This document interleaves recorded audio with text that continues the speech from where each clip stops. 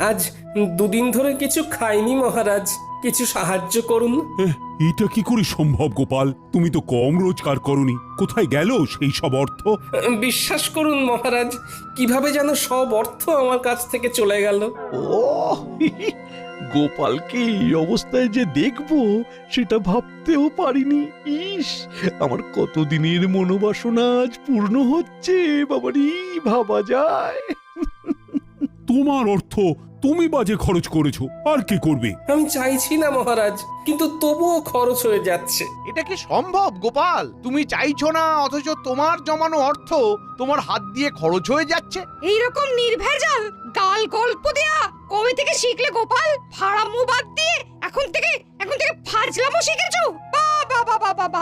গোপাল কোনো বিপদের মধ্যে পড়েছে, নইলে গোপাল তো মিতব্যয়ী, কোনো বাজে খরচ করে না। মহারাজ, আমি আপনাকে গোপালের পেছনে আর কোনো অর্থ ব্যয় করতে করজোরে নিষেধ করছি। আমারও তাই মত মহারাজ, দয়া করে আপনি আর একটি মোহরও দেবেন না। আমারও তাই মত। গোপালকে আর কোনো অর্থ দেওয়া মানে ফসে ঘি ঢালা। কি হে বিজ্ঞানী, তোমার কি মত? আমার একটাই কথা বলার আছে মহারাজ, গোপাল তো মিতব্যয়ী, ও কোনো বাজে খরচ করে না। তাহলে আজ গোপালের এই অবস্থা কেন? গোপালের জীবনে কি এমন ঘটনা ঘটলো যাতে গোপাল এই অবস্থায় নেমে এলো? মতিভ্রম বলে একটা কথা আছে, জানো তো বিজ্ঞানী? দূর করে দিন মহারাজ, দূর করে দিন। যাও গোপাল যাও, তুমি বরং বাড়ি যাও, আবার তোমার পুরনো ব্যবসা নিয়ে হাটে মাঠে বসো। আমি আর তোমাকে কোনো সাহায্য করতে পারবো না। যাও, আর দাঁড়িয়ে থেকো না। তাহলে আপনি আর সাহায্য করবেন না? না গোপাল, আমার সব সভাসদেরাই তোমাকে সাহায্য করার বিরুদ্ধে। আমি তাদের বিরুদ্ধে গিয়ে তোমাকে তো সাহায্য করতে পারবো না। আপদ গেল। দিদি দিদি গো, এইটুকু নাও, কিছুদিন চালাও, এর মধ্যে দেখবে গোপাল দাদা ঠিক দাঁড়িয়ে যাবে। এই মোহর কটা রাখো, কাজে দেবে। কোথা থেকে কি হলো? কিচ্ছু বুঝতে পারছি না পুটির মা। একটা মানুষ রাতারাতি এইরকম ভাবে বদলে যায়। দিদা, আমি বলছি দেখো, গোপাল দাদু আবার ঠিক আগের মতো হয়ে যাবে। গোপাল দাদুকে দেখে আমাদের খুব কষ্ট হচ্ছে দিদা। সেই দিন দেখি ঢিল মেরে গাছ থেকে আম পেড়ে খাচ্ছে, আমাদের দিকে চোখ পড়তেই বলে খুব খিদে পেয়েছে তাই খাচ্ছি। ইস, এই দিনটাও দেখতে হচ্ছে আমায়। দিদি, গোপাল দাদা এখন কোথায়? রাজসভায় গেছে, দেখা যাক মহারাজ কিছু সাহায্য করতে পারেন কিনা।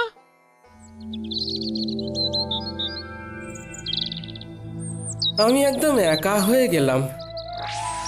কে বলে তুমি একা? এই তো আমি আছি না। দুঃখ থাকতে তোমার কিসের ভয়? তাই তো, তুমি থাকতে আমার আর ভয় কি? নাও, আর কোথায় টেনে নামাবে নামাও।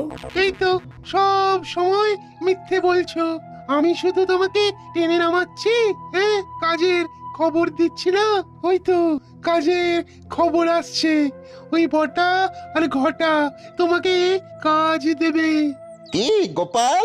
তুই আমার নাম ধরে ডাকছিস? নাম ধরে ডাকছে বলে কি এমন মহাভারত অশুদ্ধ হচ্ছে শুনি?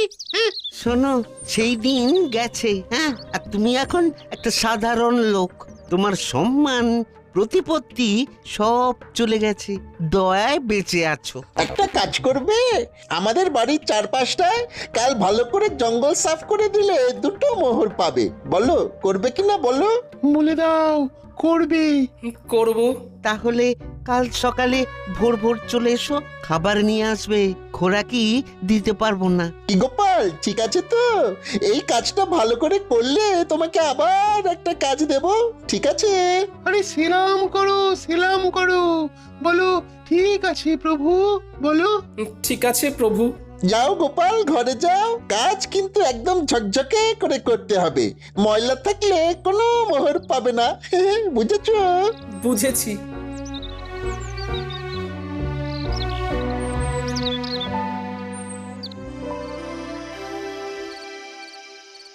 মহারাজ, এ কি শুনছি?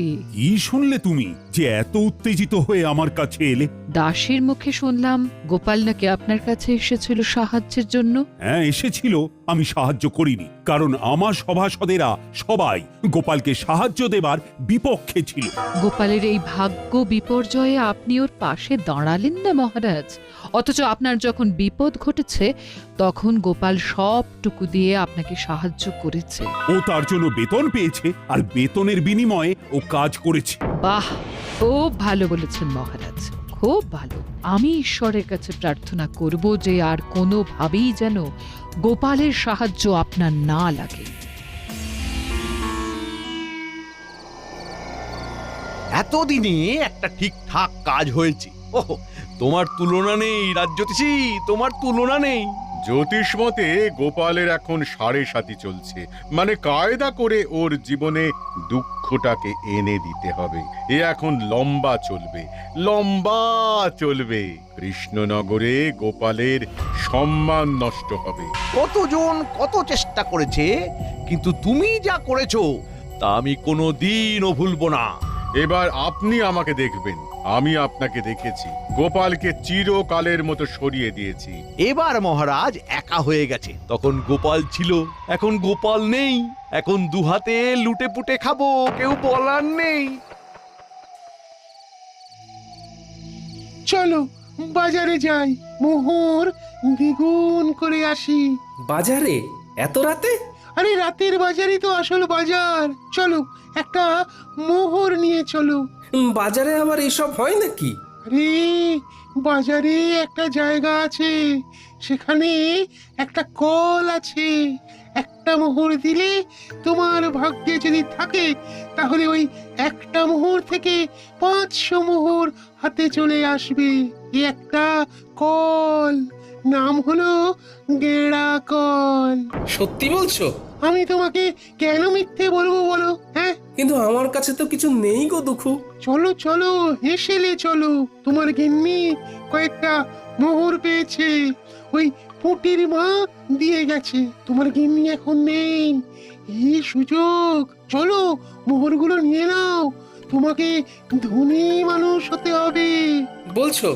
তাহলে চলো। কোথায় রেখেছে? কুলুঙ্গিতে একটা ঘটির মধ্যে রাখা আছে।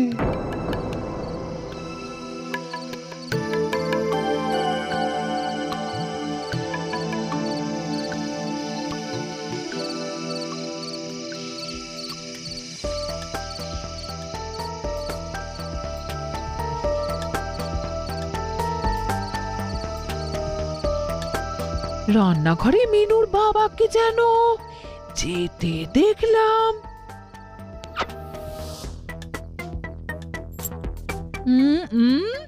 দেখি তো এখন রান্নাঘরে গিয়ে কি করছে, দেখি দেখি। হ্যাঁ, বলি হচ্ছেটা কি? আমার ঘরে শীত কাটছো? আমি যেটা বলছি সেইটা বলো। তুমি না আমার অর্ধাঙ্গিনী, তুমি তো আমার অর্ধেকটা। তুমি না আমার অর্ধাঙ্গিনী, তুমি তো অর্ধেকটা গো। এই থামো থামো, আমি কোথায় খাবার জোগাড় করতে হিমশিম খাচ্ছি আর তুমি আমার সঞ্চয় শীত কাটছো? শোনো, আমি হলাম গিয়ে তোমার গিন্নি, আমাকে ভুজুং ভাজুং দেওয়া অত সহজ নয়। দেখি দেখি গিন্নি, এইভাবে কেউ পরনের কাপড় নিয়ে টানাটানি করে? আমি তো বিকচ্ছ হয়ে যাব, আমার কাছা খুলে যাবে গিন্নি। আমার চোখকে ফাঁকি দেওয়া? ওরে বাবা, কি দজ্জাল গিন্নি গো তোমার! ট্যাঙ্ক থেকে ঠিক বার করে নিল। দুঃখু, আমি কি বলেছিলাম? এখান থেকে চলো এখন। হ্যাঁ হ্যাঁ হ্যাঁ, চলো চলো, আমার এই সব একদম ভালো লাগে না। চলো চলো, বাইরে চলো। বলি কোথায় যাওয়া হচ্ছে শুনি? বলো যেদিকে দু চোখ যায়। যেদিকে দু চোখ যায়? চলো, ছোট ছোট ছোট ছোট। এই শোনো শোনো বলছি। যা, এই চলে গেল। এ আমার কি সর্বনাশ হলো! কি হলো গোপাল বউ? গোপাল এরকম ঊর্ধ্বশ্বাসে ছুটে কোথায় গেল? আমার কপাল পুড়েছে, কি যে হলো বুঝতে পারছি না। ভালো মানুষটা যে এরকম কিভাবে বিগড়ে যাবে সেটা ভাবতে পারিনি। দেখো গোপাল বউ, দুঃখ করো না, আমরা সবাই আছি সাথে, জড়িয়ে আছি হাতে হাতে। গোপাল আবার তুলবে মাথা, যেন বৃথা হবে না আমার কথা। এই নাও গোপাল বউ, এই মুহূর্তে গোপালের কোনো কাজ নেই, তোমাদের চলবে কি করে? আমি আর বিজ্ঞানী মিলে দিলাম কিছু অর্থ, আমাদের প্রার্থনা হবে না কো ব্যর্থ। ও দুঃখু, আছো তো? আছি মানে একেবারে লেপ্টে আছি, তোমার ঘর থেকে এ জন্মে আর নামবো না। ওই যে মোহর দ্বিগুণ হওয়ার কলটার কথা বলেছিলে, সেখানে কি করে যাব? হাত তো একদম খালি। একটা জায়গা আছে, চলো সেখানে যাই। তোমার একটা কিছু তো ব্যবস্থা করতে হবে, নইলে খরচা করবে কি করে? চলো চলো চলো, সোজা চলো, একদম নাক বরাবর।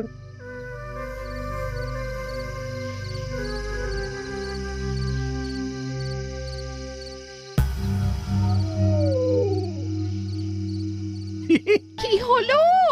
তখন থেকে দেখছি নিজে নিজে ফিক ফিক করে হাসছো। কি হয়েছে? কি হয়েছে? এতদিনে শিখে ছিঁড়েছে। গোপাল বিদায় হয়েছে চিরতরে। এই গোপাল চিরতরে বিদায়? কি করে কি করে? কালো জাদু জানো? জাদু? জাদু আবার সাদা কালো হয় নাকি? কথাটা আবার পাঁচকান করো না। একটা পাতি লেবুর মধ্যে মন্ত্র পড়ে দুঃখকে জাদুর সাহায্যে ঢুকিয়ে রেখেছিল আমাদের রাজ্যতীষী। তারপর তারপর তারপর সেই দিন রাতে আমি আর রাজ্যতীষী ওই লেবুটাকে নিয়ে গেলাম বটা ঘটার কাছে। ঘটার বটা, এই লেবুটা গোপালের বাড়ির দোরগোড়ায় রেখে দাও। গোপালের পায়ের চাপে যেই লেবুটা ফাটবে, অমনি ওই লেবু থেকে দুঃখ গিয়ে গোপালের ঘাড়ে চাপবে। ব্যাস, গোপাল দুঃখের কোপে পড়ে সবকিছু হারাবে। 1 মাসের মধ্যে গোপাল একেবারে পথের ভিখারি হয়ে যাবে। এসব সত্যি ঘটবে তো, না আগের মতো সব ভুলভাল হবে? আমার কালো জাদুবিদ্যাকে অবিশ্বাস করো না, কাজটা করেই দেখো না, মজা পাবে। রাজকর্মচারী যদি হতে চাস তাহলে আমরা যেভাবে বলছি সেইভাবে কাজ কর। ঠিক আছে, দিন।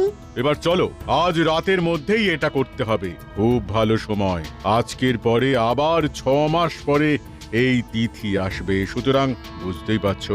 পাচ্ছি। তাহলে এক্ষুনি চল, আমাদের চোখের সামনেই ঘটনাটা ঘটুক। চলুন তাহলে। তারপর তারপর হ্যাঁ, তারপর সেই অমাবস্যার রাতে আমরা 4 জন গোপালের বাড়ির কাছে এসে দাঁড়ালাম। ঠিক এই জায়গাটাতেই লেবুটা রাখো। হ্যাঁ, এখানে এখানে। সেটা না হয় রাখলাম। গোপাল দাদা না এলে তো হবে না। আরে আমরা এসেছি কি করতে? ওকে দেখে বাইরে বার করব, তোমরা দেখে যাও খালি খেলাটা। তোরা তোদের কাজটা কর, নে নে রেখে আয়। রেখে এসে লুকিয়ে পড়ো। মন্ত্রীমশাই আপনিও লুকিয়ে পড়ুন। আর হ্যাঁ বটা, লম্ফটা আমার হাতে দিয়ে যা। এইখানে লেবুটা রাখলাম। গোপাল, ও গোপাল, একটু বাইরে এসো না। কে? আরে আমি রাজ্যতীষী। তোমার সাথে একটা খুব জরুরি প্রয়োজন আছে, একবার বাইরে এসো না গোপাল। ও বাবা, এত রাতে রাজ্যতীষী? আসছি।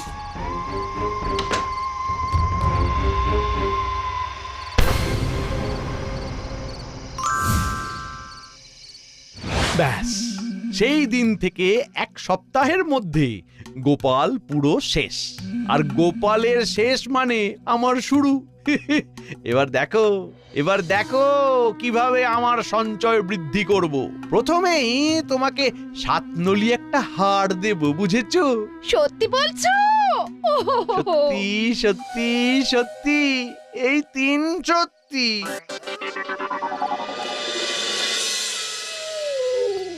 ওই দেখো গোপাল, একটা পাথর পড়ে আছে, দেখতে পাচ্ছো?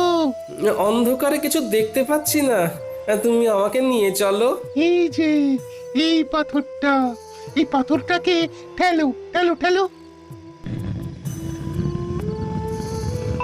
এগুলো কি? গর্তের মধ্যে এগুলো কি? এগুলো সব তোমার। নতুন করে খরচা করতে শুরু করো। বস্তাটাকে তুলে নাও, নাও নাও, তুলে নাও। হ্যাঁ, তারপর রাতের বাজারে চলো। ওই গেঁড়া কলে মোহর দেবে, আর মোহর দ্বিগুণ হয়ে যাবে। সুযোগ এসেছে দুকুকে ঘাট থেকে নামানো। একটা সোনার মোহর গর্তে ফেলে দিই। কি গো গোপাল, হলো? এই রে দুঃখু ভাই, বস্তা থেকে একটা সোনার মোহর গর্তের মধ্যে পড়ে গেল। দুঃখু ভাই, গর্তের মধ্য থেকে সোনার মোহরটা তুলে দেবে? এ বাবা, ভালো করে ধরতেও পারো না। দাঁড়াও দাঁড়াও, দেখছি। উহ, কি শান্তি! অবশেষে দুঃখু নামলো ঘাট থেকে। এবার শান্তি শান্তি, মহা শান্তি।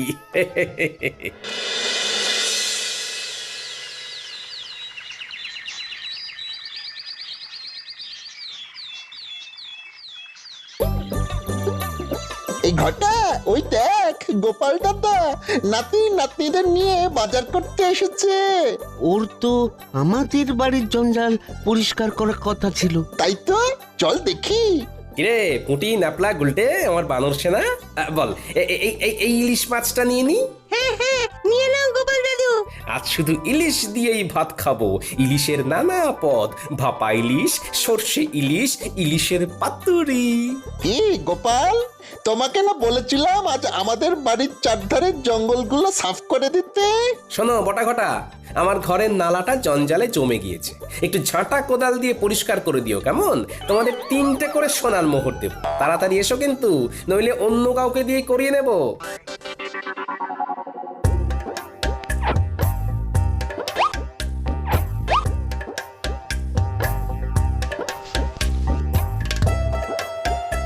চল রে মানুষ না, আরো কত কি কেনার আছে। চল চল চল চল চল, মন্ত্রী মশাইকে খবর দিয়ে আসি। আয় আয় আয় আয় আয় কাকা, আয় বগা, আয় আয় আয় আয়।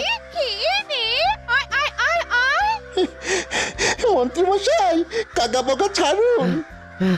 ঘটনাটা যা ঘটার তা ঘটে গিয়েছে। কি কি হয়েছেটা কি? গোপাল ইলিশ মাছ কিনছে। কি হলো? এই হিসেবটা তো মিলছে না। তোরা ঠিক দেখেছিস তো? আগে কথা বলেছি।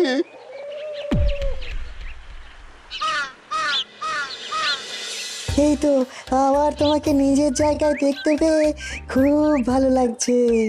তা কি হয়েছিল গোপাল? বুদ্ধিতে এর কোনো ব্যাখ্যা নেই বিজ্ঞানী। একদিন রাতে রাজজ্যোতিষীর গলার আওয়াজ শুনে ঘুম থেকে উঠে বাইরে বেরোতেই পায়ের নিচে একটা লেবু পড়ে গেল, আর সাথে সাথে আমার ঘাড়ে একটা ভারী কি যেন একটা এসে বসে পড়লো। তারপর আর কিচ্ছু জানি না, বুঝলে? এখন কেমন লাগছে ঘর? হালকা ফাঁকা, নাইকো ভার। আরে কাল রাতে ঘাট থেকে দুঃখুকে নামিয়ে দিলাম, ব্যাস। বিষয়টা একটু খুলে বলো তো গোপাল। বলছি।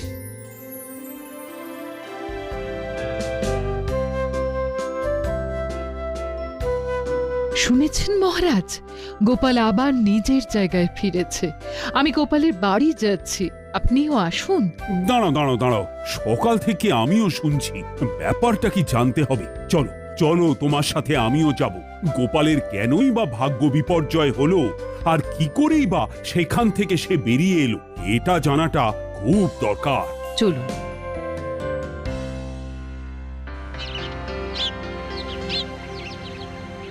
এবার বুঝলে তো?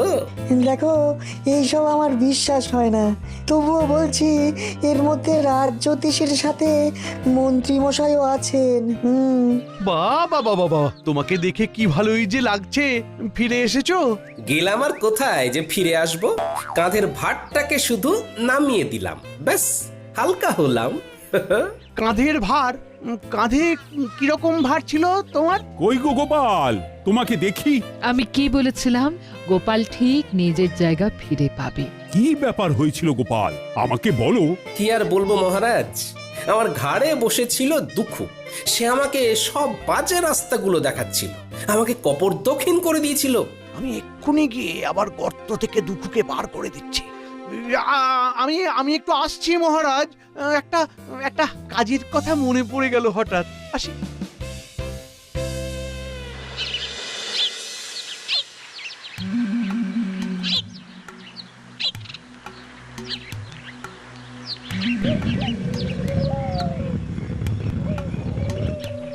তুমি কে গো? আমি এই রাজ্যের মন্ত্রী দুঃখু, আমার ভাই।